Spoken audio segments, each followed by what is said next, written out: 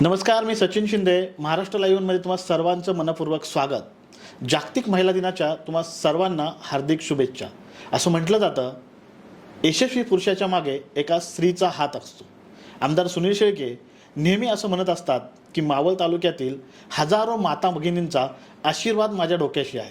परंतु या हजारो माता भगिनींना त्यांच्या पाठीशी उभं करणाऱ्या सक्षम नेतृत्व त्यांच्या अर्धांगिनी आज आपल्या सोबत आहेत.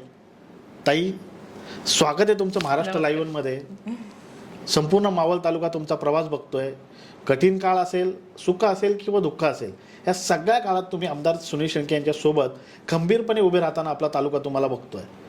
पण तालुक्यात येण्यापूर्वी तुमची पार्श्वभूमी, जी घराची पार्श्वभूमी आहे, माहेरचं आहे, ते राजकीय काही गणित होती की थेट इकडे आल्यावरतीच राजकारणाशी संबंध आलाय? घरची पार्श्वभूमी कशी होती? माहेरची नाही, माहेरी असताना काही राजकारणाचा कधी संबंधच नाही आलेला.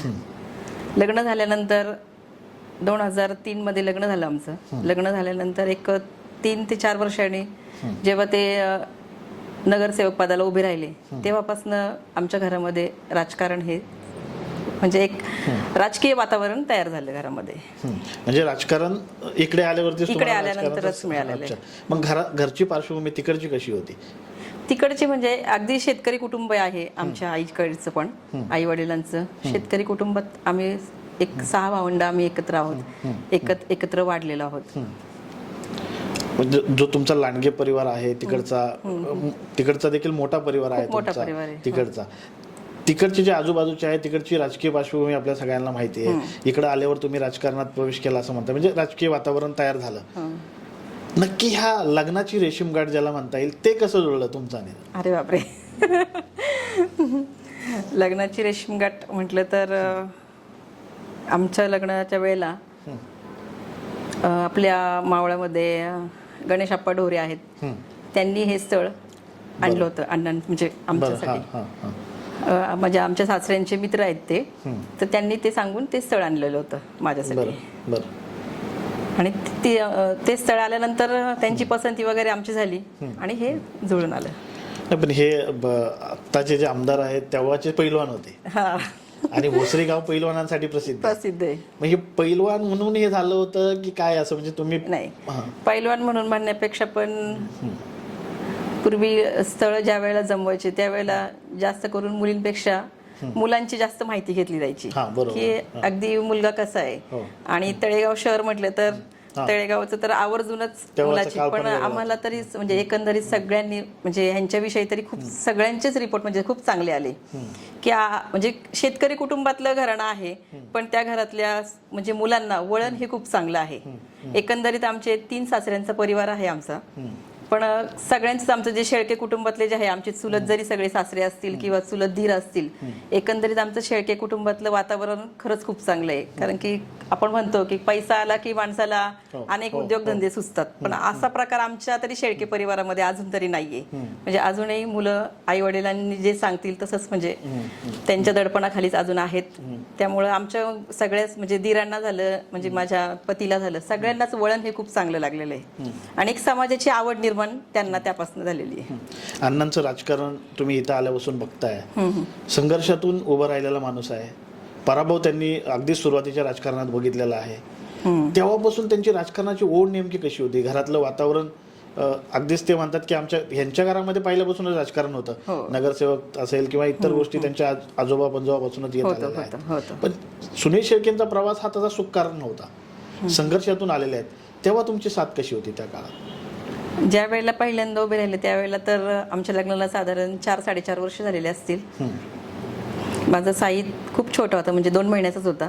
त्यावेळेला हे पहिल्यांदा उभे राहिले 2006 मध्ये.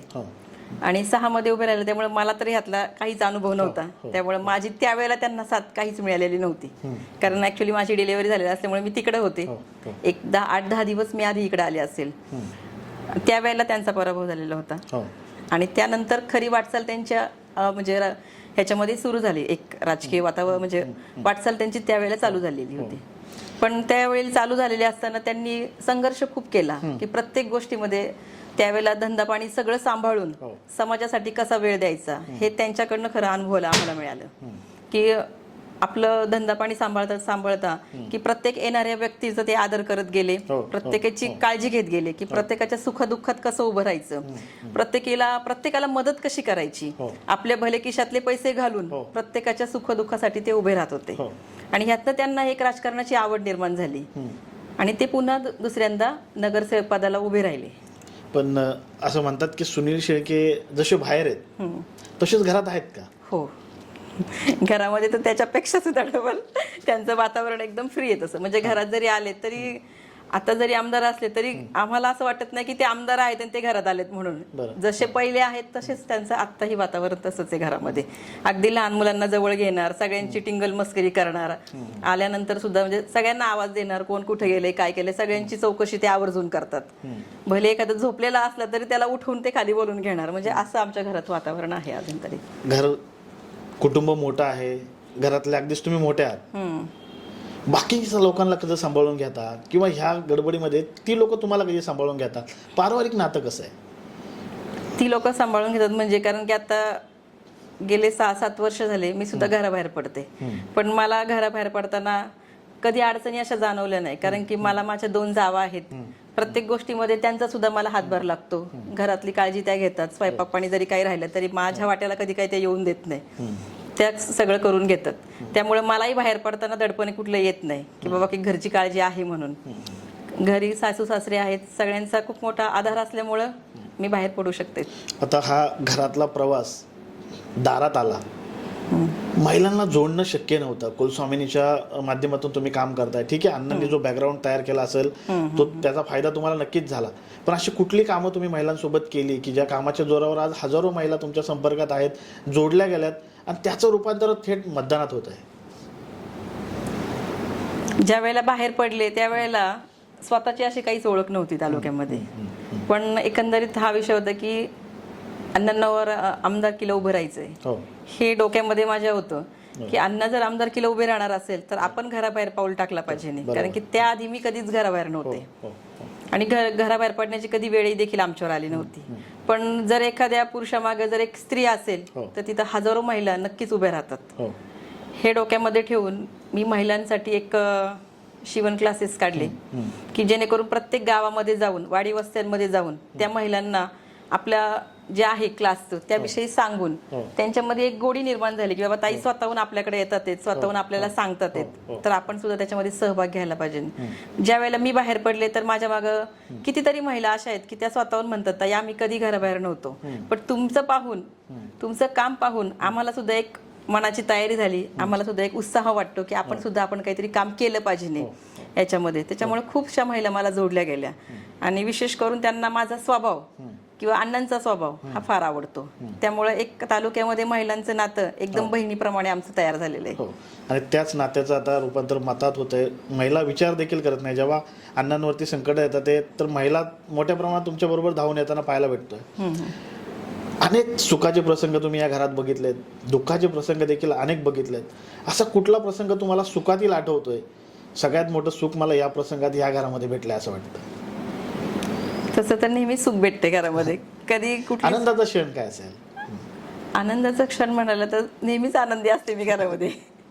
कारण की लग्न झाल्यापासून दुःख कधी आमच्या वाट्याला आलेलंच नाहीये, त्यामुळे नेहमीच आनंदी असते घरामध्ये. कारण की मेन घरातला करता पुरुष तर आनंदी असेल तर त्या घरातली महिला ही 100% आनंदी असती. त्यामुळे कधी असं काही वाटलं नाही. सगळेच माझ्या आयुष्यातले सगळेच आनंदाचे क्षण आहेत. आता आगामी काळात निवडणुका परत पुन्हा एकदा आगामी काळात येऊ घालतात आहेत. या निवडणुकीत पुन्हा महिलांचं संघटन वाढवणे किंवा आत्ताची पुढची रणनीती कशा प्रकारात आहे?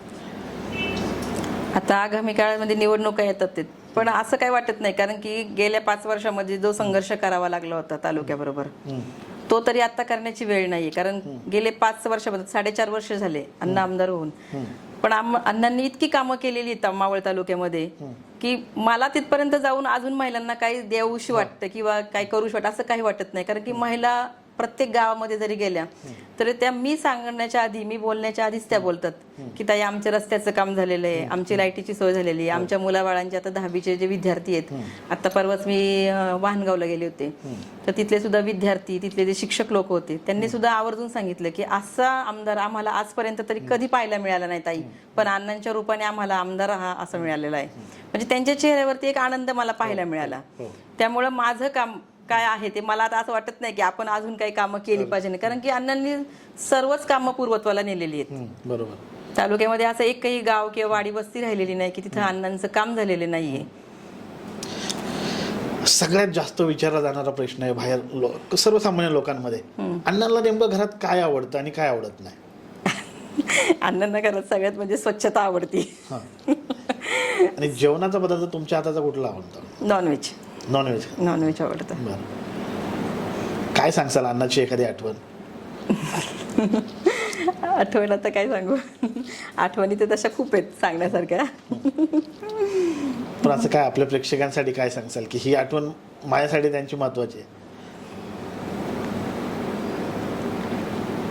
असं काही नॉनव्हेज वगैरे केलं आणि जर ते घरी जेवायला नसेल तर त्यावेळेला थोडंसं मनामध्ये वाटतं एवढं स्वयंपाक आपण केलेलं आहे एवढं आवर्जून आणि ते स्वतः जेवायला नाहीत.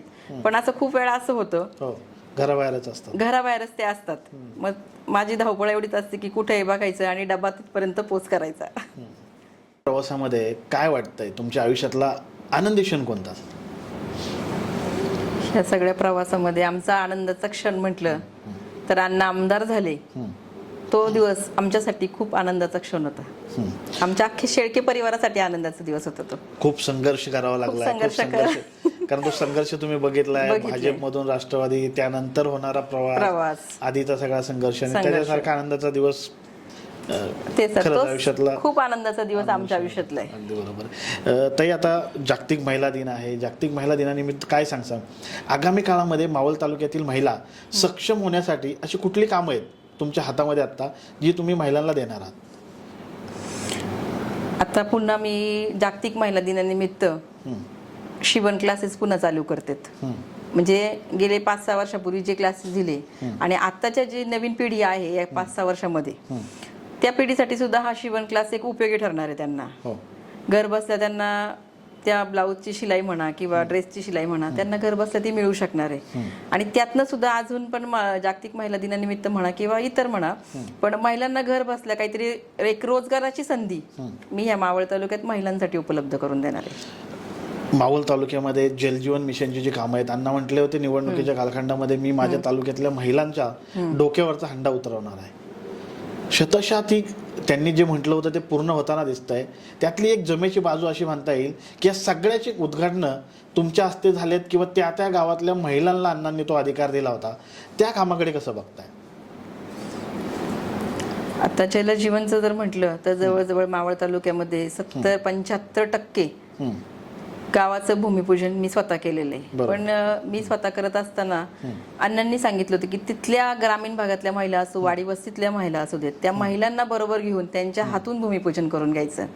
कारण की आपण जसं म्हणतो की महिला ही एक अशी असते की तिला घरात प्रत्येक गोष्टीची टंचाई असते आणि सगळ्यात पाणी म्हटलं तर हे आपल्याला आपल्या जीवनामध्ये सगळ्यांना उपयोगी पडणारी गोष्ट आहे. पण ह्या पाण्यासाठी त्यांना अहोरात्र वन फिरावं लागत होतं. कधीही कुठं पाणी यायचं, 3-3, 4-4 किलोमीटर डोक्यावरती हंडा घेऊन ह्या महिला पाणी वाहत होत्या. पण इलेक्शनच्या काळामध्ये अण्णांनी त्या महिला भगिनींना एक शब्द दिला होता की मी आमदार झालो की पहिला माझ्या महिला भगिनींच्या डोक्यावरचा हंडा उतरेन आणि खऱ्या अर्थाने अण्णांनी ते काम पूर्ण केलेलं आहे. त्यामुळं मी त्याच्यामध्ये जास्त इंटरेस्ट घेऊन माझ्या महिला भगिनींपर्यंत पोहोचून त्या प्रत्येक गावचं भूमिपूजन त्या महिलांच्या हातून मी करून घेत होते. असं म्हटलं जातं ज्या महिला अण्णापर्यंत पोहोचत नाहीये, ज्या महिलांना अण्णापर्यंत थेट जाऊन संवाद साधता येत नाहीये, अशी तर कुठली महिला जास्त तर असं उदाहरण घडत नाही, पण त्यांचा निरोप थेट तुमच्याकडे असतो. काय होतं आपण असं म्हणतो की एखादी महिला एखाद्या पुरुषाबरोबर बोलायला किंवा घाबरती, पण वयस्कर महिला तर कधीच घाबरत नाही. वयस्कर महिला तर अण्णांना अगदी स्वतःच्या मुलाप्रमाणे जपतात. पण ज्या गरीब महिला आहेत त्या थोड्याशा घाबरल्या जातात की बाबा आम्ही अण्णांपर्यंत, अण्णा एवढी मोठी व्यक्ती आहे तालुक्यामध्ये, आज आपण कसं बोलायचं अण्णांपर्यंत. मग त्या महिला कुठं नाही कुठून तरी माझा नंबर घेतातच आणि त्या स्वतः मला फोन करून म्हणजे बोलतात की ताई आमचा असा असा प्रॉब्लेम आहे किंवा काय आहे. तर मी त्यांना फोनवरती जर आमचं बोलणं झालं, त्यातनं जरी मला काय वाटलं त्यांच्या काही अजून अडीअडचणी असतील, तर मी त्यांना स्वतः घरी बोलवते आणि घरी बोलून त्यांचे प्रश्नही सुटले जातात.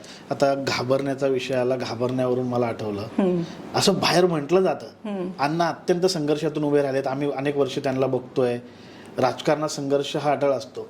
अण्णा या सगळ्यांना तोंड देऊन बाहेर पडलेले आहेत, ते कोणालाही घाबरत नाही, त्यांची कामं देखील बिंदास असतात. पण अण्णा तुम्हाला मात्र घाबरतात. अरे बापरे, ह्यात किती सत्य आहे? नाही नाही, असं काही नाही. मला कशाला घाबरतील ते. नाही. पण कसं आपण एक म्हणतो की बाबा आपली पत्नी आहे, म्हणजे अण्णा प्रत्येक गोष्ट ही खरी बोलत असतात, पण बायको पुढे कधीतरी एखादी गोष्ट अशी घडतात की ते खोटे बोलले जातात. आणि त्यावेळेला आपल्याला बाहेर न कळतं की बाबा म्हणजे खोटं आणि खरं बोलण्यापेक्षा एखादा कार्यक्रम असेल, त्यांना यायला जर उशीर होणार असेल तर ती वेळ ती पुढे ढकलतात. नाही मी इथंच आहे पण येतो जातो असं काहीतरी, म्हणजे कारण थोडीशी खोटी बोलली जातात मग त्यांच्याकडनं. मग त्यामुळे ते घरी आल्यानंतर त्यांना असं वाटतंच की बाबा आता आपल्याला जे सगळ्या घरात चालतंय ते इथेही चालतं. पण अशी कुठला हट्ट तुम्ही अण्णांकडे मागितलाय का जो अजून पूर्ण नाही झालेला, किंवा कुठे आता ह्या व्यस्त शेड्यूल मधून त्यांच्या टाइम भेटत नाहीये, मुलं बाळ नाराज होतात, अशा वेळी काय घडतं नेमकं? नाही, जरी मुलं नाराज झाली तरी ते तसं आम्हाला वेळ देतात, नाही असं म्हणता येणार नाहीये. कारण की आता अण्णांचा प्रवास आम्ही पाहतोय, सकाळी उठल्यापासून संध्याकाळी झोपेपर्यंत त्यांच्या मागे ते फोन आणि त्यांची कामंही चालू असतात. पण ज्या वेळेला ते घरी येतात ना, त्यावेळेला त्यांचं सगळं बंद असतं. फोन बंद करणार, डोक्यातले विषय ते पूर्ण बाजूला ठेवणार. मग घरी आलं तर मुलांची विचारपूस करणार, अगदी आमच्या बारक्या मुलापासून तर सगळ्यांची ते विचारपूस करणार, कोण जेवलं का, बसलं का, सगळं विचारणार ते. आणि म्हणजे एकदम नॉर्मली असतात ते, जरी त्यांना बाहेर किती त्रास झाला काय झालं पण ते घरामध्ये कधीच दाखवणार नाही की बाहेरच मला काही त्रास आहे किंवा काय. एकदम हसत त्यांचा चेहरा असतो तो. मला मुलांकडेच यायचं होतं. मुलांचा त्यांचा संपर्क खूप कमी होत असेल, किंवा ते आता मुंबईला राहतात, ते बाहेरच जास्त असतात, रात्रीचं येणं, आणि अशा वेळात मुलांचा काही राग रुसवा वडिलांवर होतो कधी थोडाफार, मुलांचा हा राग रुसवा होतो. पण मुलगी तर माझी खूप समजूतदार आहे, त्यामुळे ती तर बऱ्यापैकी सगळं ऍडजस्ट करून घेते. कारण की तिलाही माहिती अन्न दिवसभरच बाहेर असतात, पण तरी ते सकाळी नाश्त्याच्या वेळेला ज्या वेळेला असतात, नाश्ता त्यांचा दिला जातो त्यावेळेला ते मुलांना स्वतः बोलून घेतात. श्रद्धा कुठे, साई कुठे, त्यांना बोलव, मग दिवसभरात तुम्ही काय करणार आहे, कुठं जाणार आहे, किंवा तुम्ही काल काय केलं, ह्याचाच पहिल्यांदा ते विचारपूस ते करतात. त्यांचं सोडा, पण माझं सुद्धा विचारपूस ते करणार की बाबा तू आज दिवसभर काय केलं, कुठल्या कार्यक्रमाला गेली होती, मग तिथं काय झालं तुझं बोलणं, कुठल्या महिला भेटल्या, काय झालं. म्हणजे ही एक आम्हाला एक सवय लागून गेलेली दोघांना पण, तुम्ही दिवसभर काय केलं, मी दिवसभर काय केलं, की कुठं आपण कमी पडतोय का, काय होतंय का. म्हणजे आमच्या ह्या अशा चर्चा होतच राहतात. ताई, कोरोनासारख्या महामारीमध्ये संपूर्ण जग जेव्हा घरात बसलं होतं, तेव्हा तुम्ही ज्या महिलांना सक्षम केलं, त्या महिला मात्र रोजगार कमवत होत्या. नक्की ती संकल्पना काय होती? तर कोरोनाच्या काळामध्ये सगळंच बंद होतं, म्हणजे कामधंदे करणे सगळंच बंद पडलेलं होतं. आणि ज्या महिलांचं हातावरचं पोट होतं त्या महिलांना अगदी उपाशी राहण्याची वेळ आलेली होती. तर अशा महिलांना काय आता यावेळेला म्हणजे त्यांना कसा रोजगार उपलब्ध करून द्यायचा. तर मग एक डोक्यामध्ये कल्पना होती की आता त्यावेळेला सगळेच जण मास्क वापरत होते. मग ते आम्ही तालुक्यामध्ये ज्या गरीब गरजू महिला होत्या त्यांनी स्वतःहून तो पुढाकार घेतला की ताई आम्हाला काहीतरी काम द्या, आम्ही करू म्हणून. तर मग त्या महिलांना एक मास्क शिवण्याचं काम आम्ही दिलं होतं तालुक्यामध्ये. जवळजवळ 4 ते 4.5 लाख मास्क आपल्या तालुक्यातल्या महिलांनी शिवलेले होते आणि त्यातनं त्यांना रोजगाराची संधी उपलब्ध झाली. भले ते मास्कचे पैसे कमी असेल तर तिथं त्यांनी अण्णांनी त्यांचे पैसे अजून थोडेसे वाढवून त्यांना ती संधी उपलब्ध करून दिली. त्यातनं मग तेच मास्क घेऊन पूर्ण तालुक्यामध्ये ते अण्णांनी फ्रीमध्ये सगळ्यांना वाटून टाकले परत. हो, आतापर्यंत किती महिला अशा सक्षम झाल्यात तुमच्या माध्यमातून? आतापर्यंत तर बऱ्याचशा महिला अशा सक्षम झालेल्या आहेत. कोणी शिवण क्लासच्या माध्यमातून त्यांचं ब्युटी खोललेलं आहे, म्हणजे असं की बाबा त्यांना तिथे एक रोजगार मिळालाय. आणि नाही म्हटलं तरी स्वतःच जरी शिवलं त्यांनी, कारण आता आम्ही बघतो महिलांना अत्यंत गरज म्हणजे एखादी साडी जर आपण घेतली तर त्याच्या मागं नाही म्हटलं तरी 500 ते 1000 रुपयाचा खर्च आता महिलेला होतोच. कारण 500 रुपये ब्लाऊजची शिलाई द्यावी लागते आणि पुन्हा त्याचं पिको फॉल आलं हे आलं ते असं करून म्हणजे बराचसा खर्च होतो महिलांना. मग त्याच्यामध्ये ज्या वेळेला महिला नवऱ्याकडे पैसे मागते प्रत्येक वेळेला, द्या मला पैसे द्यायचे शिलाईचे, मग ती परिस्थिती त्यांच्यावरती उद्भवलेली नाहीये. ते स्वतःचे स्वतः करायला लागले त्या महिला. जागतिक महिला दिवस आहे, या महिला दिनानिमित्त आपल्या तालुक्यातील महिलांना काय संदेश द्याल? जागतिक महिला दिनानिमित्त खरं तर 8 मार्च जागतिक महिला दिन हा जागतिक महिला दिन सर्वत्र साजरा केला जातो. या जागतिक महिला दिनाच्या निमित्ताने मी माझ्या महिला भगिनींना हा संदेश देईल की जे काही तुम्ही कामं करताय त्याच्यामध्ये प्रत्येक वेळेला तुम्ही महिला भगिनींना एकत्र संघटन तुम्ही करत जा. ज्या वेळेला एक माणूस ज्यावेळेस काम करतो त्यावेळेला ते काम कधीच म्हणजे पूर्वत्वाला जात नाही, पण ज्या वेळेला महिलांचं संघटन होतं तर त्या कामाची नेहमीच उंची वाढलेली जाते. एखादी गरीब दुबळी महिला असेल तर तिला बरोबर घेऊन तुम्ही काम करा, त्याचं थोडं तरी आशीर्वाद म्हणा किंवा त्याचं श्रेय म्हणा ते तुम्हाला नक्कीच मिळतं. आणि आता ह्या जागतिक महिला दिनानिमित्त मी माझ्या महिला भगिनींना एकच सांगेल की म्हणजे एकच त्यांना एक शुभेच्छा देते की त्यांचं इथून पुढचं आयुष्य सुख समृद्धीचं, आनंदाचं, भरभराटीचं जावं अशी परमेश्वराकडे मी प्रार्थना करेल. तर ह्या होत्या आमदार सुनील अण्णा शेळके यांच्या सहभागी होती सारिकाताई शेळके. सारिकाताई शेळके यांनी आपला संपूर्ण प्रवास अगदी कमी शब्दात मांडला आहे. जागतिक महिला दिनानिमित्त महिलांनी स्वबळावरती कसं उभं राहिलं पाहिजे यासाठी सारिकाताई शेळके अहोरात्र प्रयत्न करताना आपल्याला पाहायला भेटतं. मावळचे आमदार सुनील अण्णा शेळके यांच्यासोबत ज्या हजारो महिला जोडल्या गेल्यात त्या जोडण्यामध्ये सारिकाताई शेळके यांचा अमूल्य आणि सिंहाचा वाटा समजला जातोय.